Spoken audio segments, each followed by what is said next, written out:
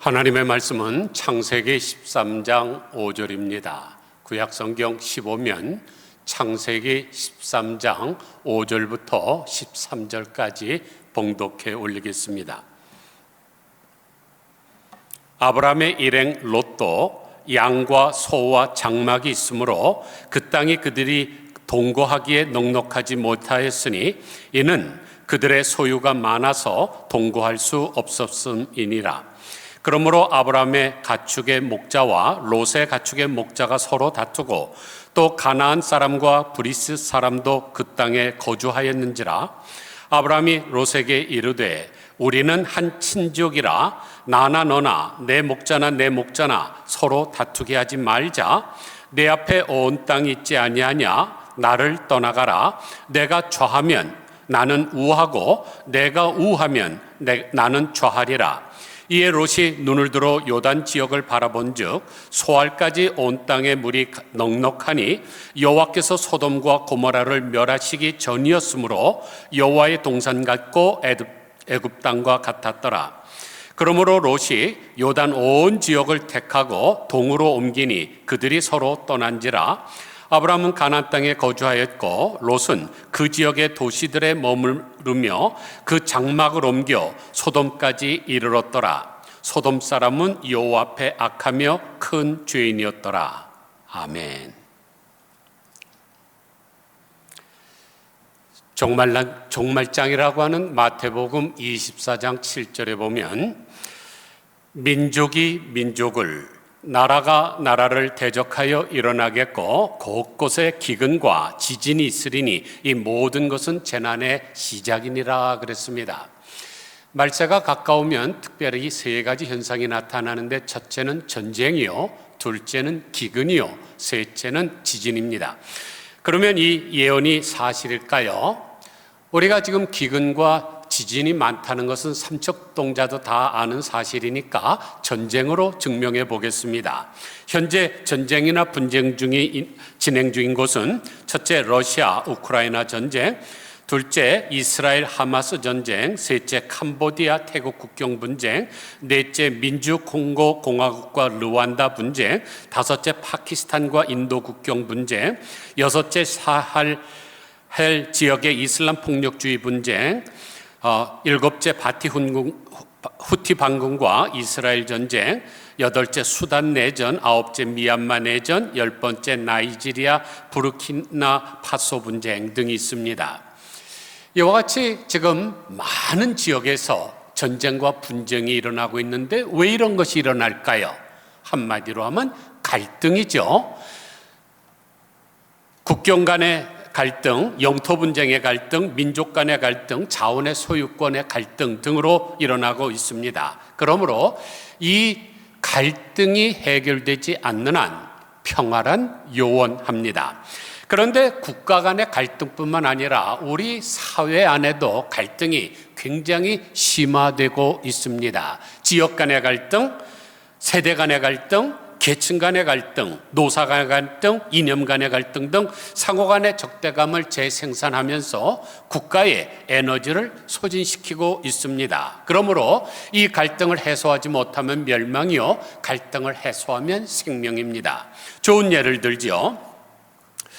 여러분 1913년에 처음으로 북극 탐험대를 떠났습니다. 발해 선장이 이끄는 칼루크 호 선원들은 얼어 죽거나 영양실조로 굶어 죽거나 또는 총에 맞아 죽었습니다.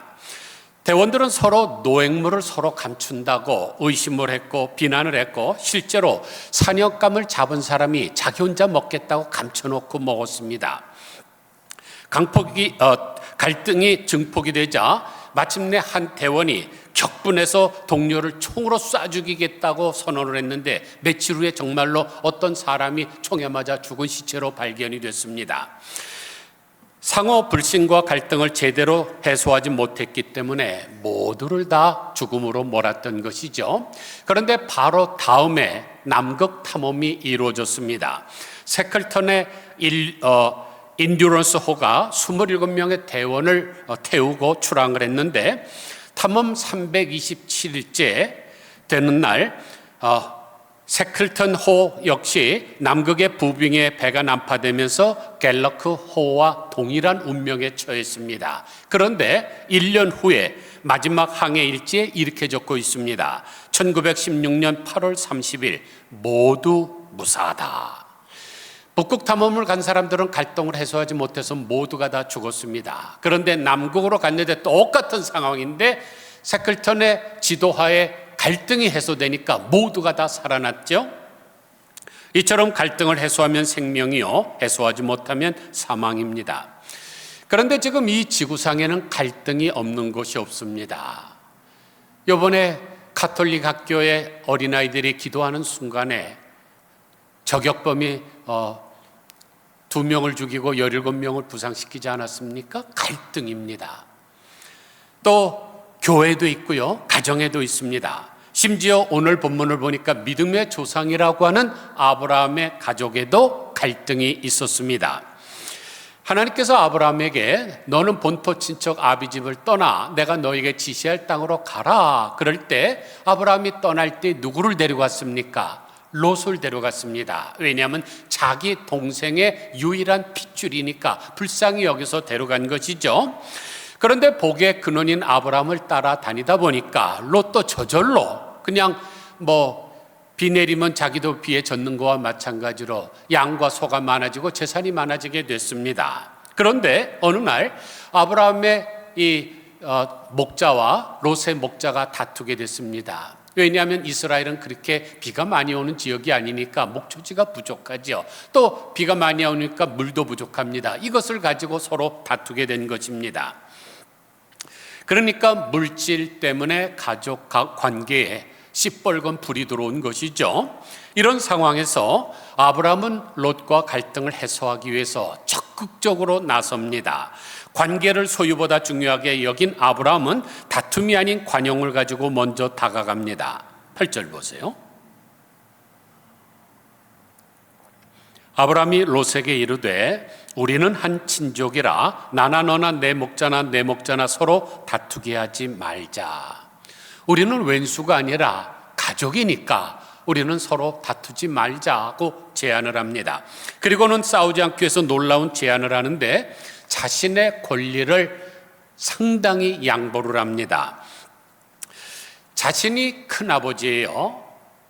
모든 면에서 자기가 윗사람입니다. 그런데 그 모든 것을 포기하고 롯에게 먼저 선택할 기회를 줍니다. 9절 보니까 내 앞에 온 땅이 있지 아니하냐? 나를 떠나가라. 내가 좌하면 나는 우하고 내가 우하면 나는 좌하리라. 갈등을 풀기 위한 획기적인 제안을 한 것입니다. 고아와 같은 조카를 자기가 데려다가 키워서 거부로 만들었으면 자기가 먼저 주장할 수 있지 않습니까? 그런데 그렇게 먼저 손을 내미는데 조카 롯은 어떻게 했습니까? 원래는 이렇게 해야 되죠. 큰아버지 죄송합니다. 제가 제 목자들을 잘 가르치지 못해서 이런 일이 일어났으니까 제가 엄하게 다스리겠습니다. 그리고 큰아버지 먼저 선택을 하시죠. 제가 아랫사람인데 먼저 하십시오. 이래야 되는데 이때가 기회다 생각하고 얼른 좋아 보이는 땅으로 선택합니다. 사실 롯은 물질에 대한 탐욕이 많은 사람이었습니다. 롯이라는 이름의 뜻이 가리워지다, 덮는다는 뜻인데 탐욕에 대해 눈이 가리워져서 이 친족 관계의 중요성 같은 것을 몰랐습니다. 10절 보세요. 이에 롯이 눈을 들어 요단들을 바라본즉 소알까지 온 땅의 물이 넉넉하니 여호와께서 소돔과 고모라를 멸하시기 전이었는 거로 여호와의 동산 같고 애굽 땅과 같았더라. 그러므로 롯이 요단 온 들을 택하고 동으로 옮기니 그들이 서로 떠난지라.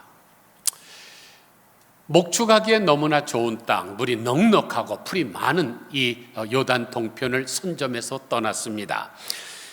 그런데 우리는 여기서 인간 관계의 갈등을 겪을 때 해소할 수 있는 유일한 아주 좋은 방법을 배우게 됩니다. 그것은 바로 관용이죠.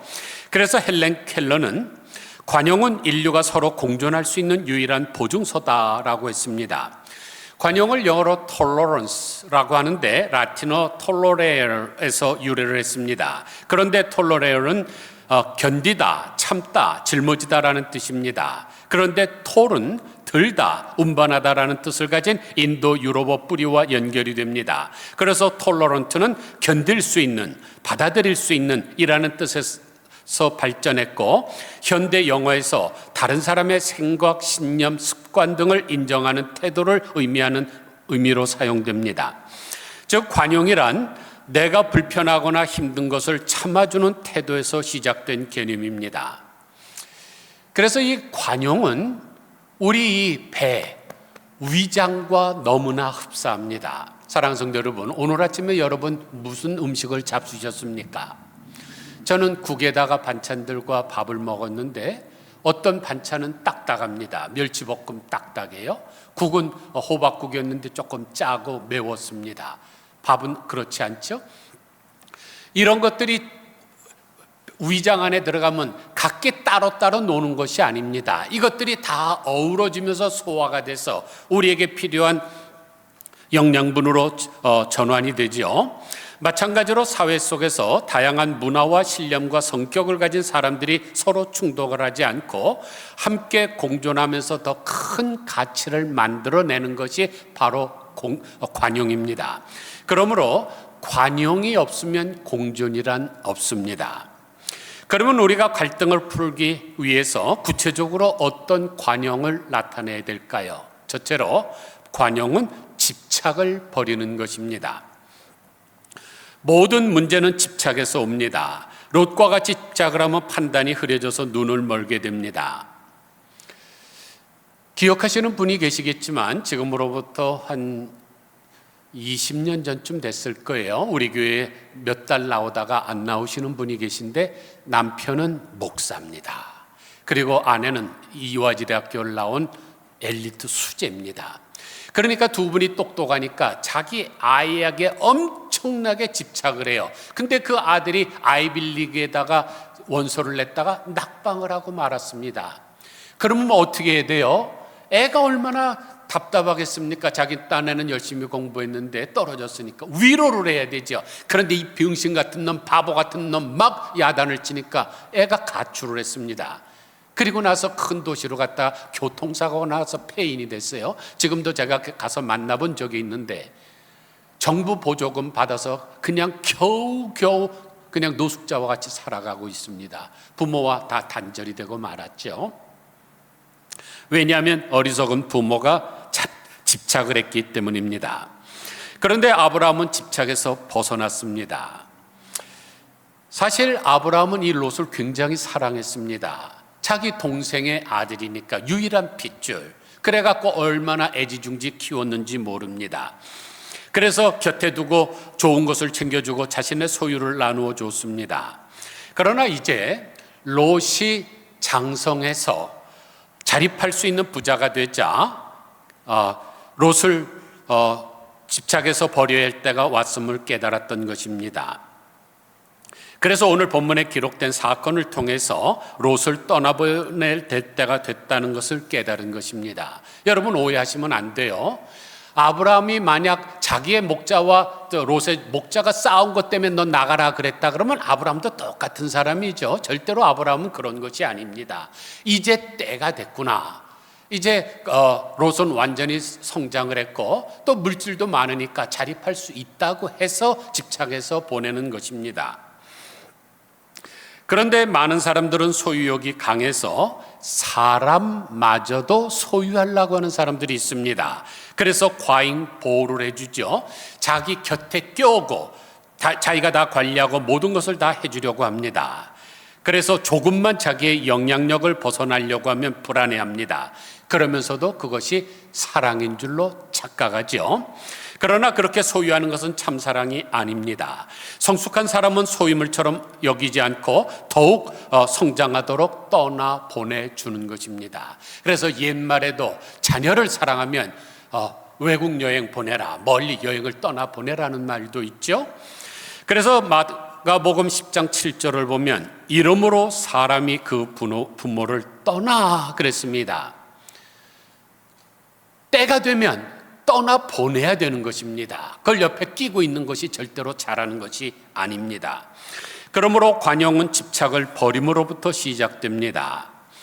집착은 우리를 병들게 하죠. 그러므로 우리는 날마다 내가 지금 집착하고 있는 것이 무엇인가를 발견을 하셔야 됩니다. 가만히 있으면 롯과 같이 눈이 가리워져서 잘 보이지 않습니다. 눈을 크게 뜨고 찾아야 됩니다. 집착을 버리는 훈련은 참으로 중요합니다. 오늘 본문에서 롯을 버렸기 때문에, 떠나보냈기 때문에 조금 있다간 또 뭐를 합니까? 자기가 낳은 이스마엘을 분가시킵니다. 더 나아가서 모리아산에서 자기의 사랑하는 독자 이삭을 버릴 수가 있었던 것이죠. 그 결과 아브라함은 위대한 사람이 될 수 있었습니다. 사랑하는 성도 여러분, 혹시 누군가에게 집착하면서 그것이 사랑이라고 착각하지 않는가 본인을 한번 돌아보시기를 바랍니다. 우리 한국 어머니들이 이게 가장 약합니다. 정에 약해갖고 그냥 옆에 끼고 어이야 둥둥 끼고 쪽쪽 빨고 이게 아주 잘하는 것으로 하는데 결코 잘하는 것이 아닙니다. 하나님의 법을 위반하는 것입니다. 그러면서도 나중에 조금만 어떻게 되면 서운하죠. 내가 너를 어떻게 키웠는데. 그러면 자녀들에게 이런 답변이 돌아올 것입니다. 누가 그렇게 키우라 그랬는데요. 그러므로 자녀들과의 갈등이 증폭되고 있다면 혹시 집착이 그 원인이 아닌지를 점검해 보시기를 바랍니다. 꼭 붙들고 있는 손을 펴서 떠나보내야 할 시기가 지금이 아닌가 살펴보시고 실행하시기를 바랍니다. 어떤 면에서 떠나보내면 불안합니다. 또 사랑하니까 놔주기 힘들지도 모릅니다. 그러나 안타까워도 더 성장하도록 반드시 떠나보내야 합니다. 둘째로 관용은 축복해서 보내는 것입니다. 관용을 공자는 덕이라 그랬죠. 덕은 사람을 살리는 것입니다. 그래서 어떤 사람이 배은망덕한다 할지라도 축복해서 보내야 됩니다. 만남은 이별보다 더 중요합니다. 만남보다 더 중요한 것은 이별입니다. 왜냐하면 만남은 잠깐의 기쁨이지만 이별은 그 만남의 진정한 가치를 드러내는 순간이기 때문입니다. 그래서 영국의 역사학자인 토마스 카일라일은 이별의 순간에야 비로소 사랑이 얼마나 깊었는지 알게 된다 그랬습니다. 그런데 이별하는 순간 대개 사람들은 어떻게 합니까? 많은 경우, 다는 아니죠. 많은 경우 때려쳐 버리는 것입니다. 직장도 자기 마음에 조금 안 들면 때려쳐 버립니다. 결혼 생활도 마찬가지죠. 아니, 자기 마음에 드는 사람이 어디 있습니까? 내 혓바닥도 내가 깨무는 세상인데 다른 사람이 나랑 전혀 교육도 다르고 모든 상황에서 다른 사람이랑 결혼했는데 그게 맞을 리가 있습니까? 참고 견디면서 사는 게 결혼 생활이죠. 교회 생활도 마찬가지입니다. 우리 지금 똑같은 게 뭐 있습니까? 성씨가 같습니까? 혈액형이 같습니까? 외모가 같습니까? 다 달라요. 그런데 어떤 사람은 조금만 어쩌면 교회도 때려치고 나가죠. 그러나 절대로 해결되는 것이 하나도 없고 나아지는 것도 전혀 없습니다. 그저 자기 감정에 지배된 것뿐입니다. 헤어진다고 해서 영원히 관계가 끝나는 것은 아니죠. 제가 지난 2주 동안 2통의 전화를 받았습니다. 하나는 카나다에서 받았고 하나는 시카고에서 받았습니다. 저희 교회에서 심호하던 부목사님들이 그곳에다가 이력서를 제출했습니다. 그러니까 이력서를 보다가 에버그린 선교교회, 에버그린 선교교회 양수철 모르는 사람 누가 있습니까? 전화가 왔죠. 그때 만약 제가 그 사람은 추천하고 싶지 않습니다. 성실한 사람이 아니에요. 그러면 당장 그 이력서는 쓰레기통으로 가겠죠. 그러므로 떠날 때 잘 떠나야 됩니다. 사람은 언제 어디서 다시 만날 줄 모릅니다. 보통 사람들 떠날 때는 에이 퇴퇴퇴퇴 하고 버립니다. 그러나 침뱉은 그 우물에 다시 돌아와서 먹는 것이 인생사입니다. 절대로 직장을 때려치지도 마시고 좋게 해서 관두시고 결혼 생활도 마찬가지입니다. 10번 결혼을 보세요. 때려치면 다 그때 다 똑같습니다. 또 교회 생활도 마찬가지죠. 결국 어떻게 해서 내가 먼 곳으로 이사를 가서 그 교회에 나오지 못하게 되면 목사님 축복 기도해 주십시오. 그래요. 제가 몇 주 전에 한번 설교한 적이 있죠. 제가 교회에서 1,000불씩 1년에 휴가비를 줬는데 어떤 집사가 일어나 갖고 왜 휴가비를 주냐고 난리를 쳐서가 없어졌다 그런 적이 있죠. 그러고 나서 그것뿐만 아니죠. 그 성질 어디 가겠습니까? 교회에 많은 문제를 일으켰는데 교회 나간다 그럴 때 저희 아내와 함께 가서 축복 기도해 줬습니다.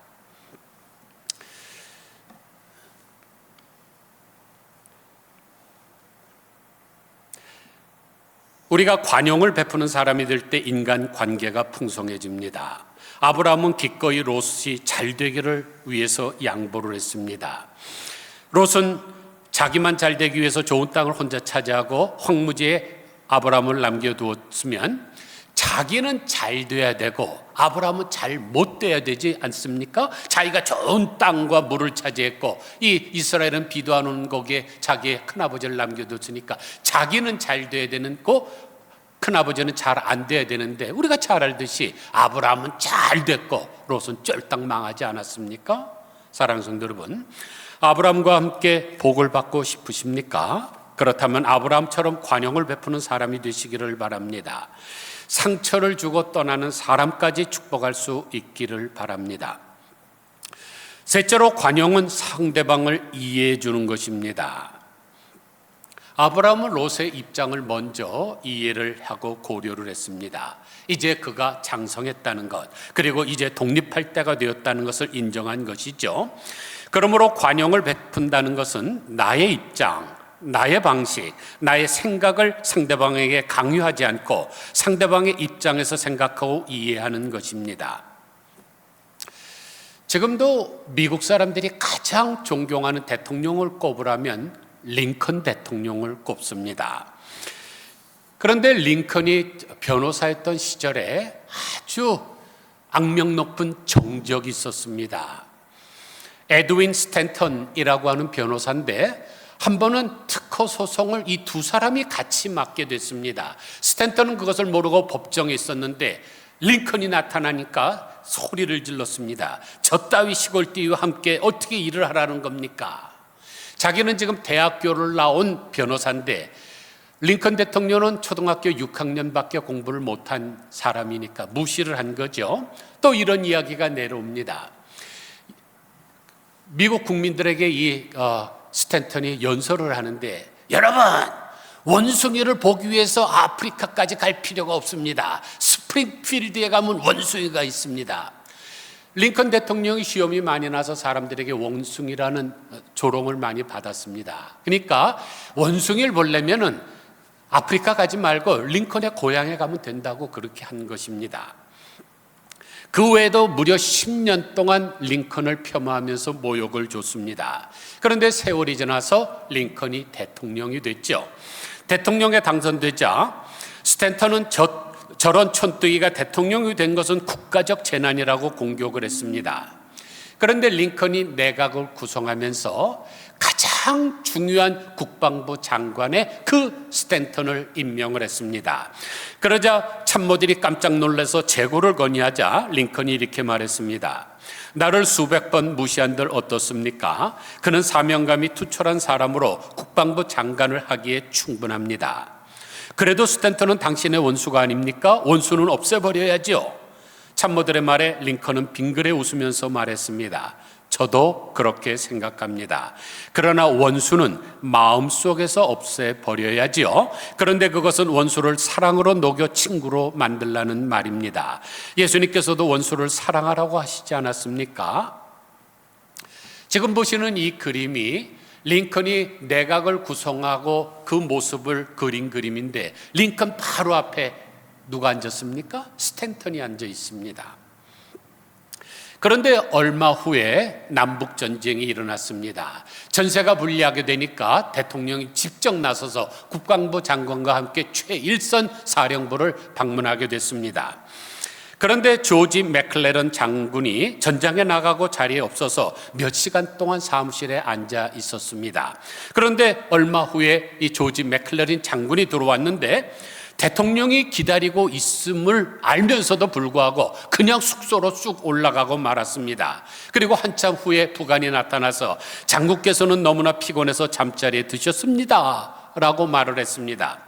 이 스탠턴 국방장군이 자기가 국방부 장군이 별 4개 장군보다도 위 아닙니까? 자기도 거기 있고 대통령이 거기도 있는데 무시한 게 열이 확 나갖고 대통령 각하, 저렇게 무례한 놈은 제 생전에 처음입니다. 저런 놈은 당장 즉위를 박탈해버려야 합니다. 그러자 링컨 대통령은 잠시 침묵하더니 아닙니다. 맥클러런 장군은 우리가 이 전쟁에서 이기는데 절대적으로 필요한 사람입니다. 저 장군 때문에 전쟁이 조금이라도 빨리 끝날 수 있다면 나는 기꺼이 그의 말곶뼈라도 잡아주고 그의 군화라도 닦아줄 수 있습니다. 그리고 장군이 잠도 못 자고 전투에 시달렸기 때문에 휴식이 필요하다는 사실을 인정하고 사령부를 떠났습니다.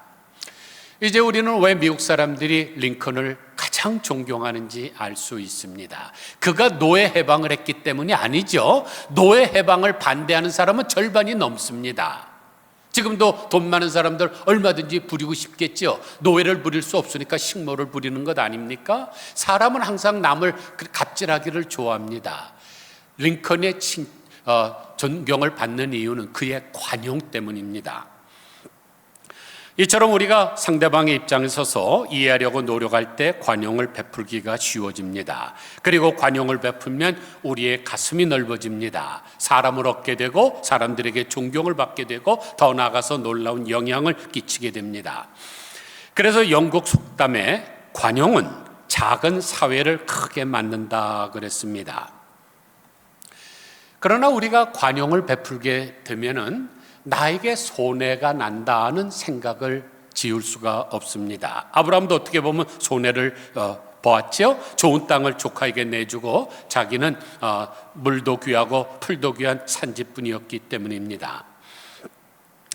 그러나 손해가 본 것 같지만 결론을 보셔야 됩니다. 항상 우리가 모든 일을 할 때 이 근시적으로 보지 않고 거시적, 원시적으로 멀리 볼 줄을 알아야 됩니다.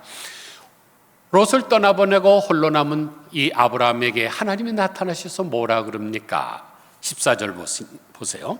롯이 아브라함을 떠난 후에 여호와께서 아브라함에게 이르시되 너는 눈을 들어 너 있는 곳에서 동서남북을 바라보라. 보이는 땅을 내가 너와 내 자손에게 주리니 영원히 이르리라. 관용을 베푸는 아브라함에게 하나님께서 나타나셔서 위로하시고 복을 주셨던 것입니다. 그래서 그는 큰 복을 받았고 모든 믿는 자의 조상이 되었습니다. 그리고 물질적으로도 부유하게 됐죠. 소돔과 고모라 땅을 선점했던 롯은 모든 것을 다 잃어버렸지만 아브라함, 이 관용을 베풀고 나눠줬던 아브라함은 더 많은 것을 얻었습니다. 그래서 아랍 속담에 관용은 사람을 왕보다 높이고 관용에 인색한 사람은 노예보다 낮춘다고 했습니다. 사랑하는 성도 여러분, 혹시 여러분 지금 살아가면서 어떤 갈등이 있습니까? 잘 생각해 보세요. 분명히 있습니다. 아까 제가 말씀드렸죠. 갈등은 학교에도 있고 직장에도 있고 교회에도 있고 가정에도 있습니다. 혹시 손해보기가 두려워서 갈등을 해결하지 못하고 있는 것은 아닙니까? 또는 자존심을 지키기 위해서 내가 먼저 손 내미지 못하고 있는 것은 아닙니까? 그러나 그것을 여러분이 포기할 수 있다면 갈등은 쉽게 해결될 것이고 하나님은 여러분의 손을 들어주실 것입니다. 저명한 사회학자인 게르그 지멜은 갈등의 사회학이라는 책에서 갈등은 사회를 파괴하는 것처럼 보이지만 동시에 새로운 통합을 창출하는 방식이다. 사회는 갈등을 통해 자신을 유지하고 새롭게 구성한다 그랬습니다. 또 유명한 사회학자 루이스 코조는 사회적 갈등의 기능이라는 책에서 갈등은 모든 사회 조직을 불가피하며 오히려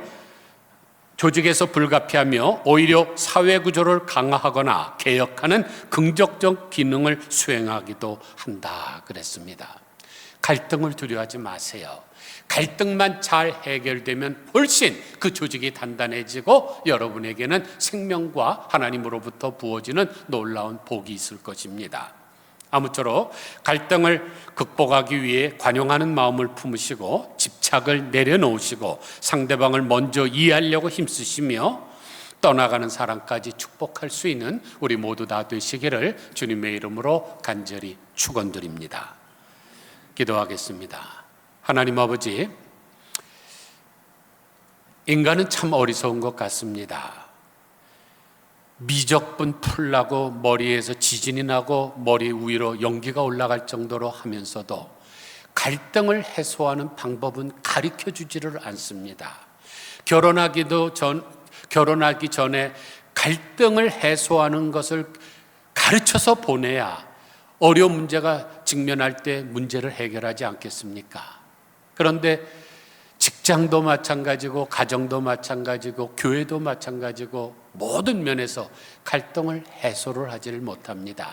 그래서 선택하는 방법이 때려치우는 것인데 때려치운다고 잘된 사람 제가 본 적이 없습니다. 하나님 아버지, 저희들에게 내가 먼저 손 내밀게 하여 주옵소서. 아브라함을 통해서 배운 관용을 베풀게 하여 주시고 집착을 버리게 하시고 떠나가는 사람을 축복하게 하시고 양보하게 하여 주시옵소서. 그래서 이 사회가 더욱 든든하게 서갈 수 있게 하시고 내 인생이 즐겁고 행복하며 하나님으로부터 놀랍게 부어지는 복이 있게 하여 주시옵소서. 예수 그리스도의 거룩하신 이름으로 간절히 기도드리옵나이다. 아멘.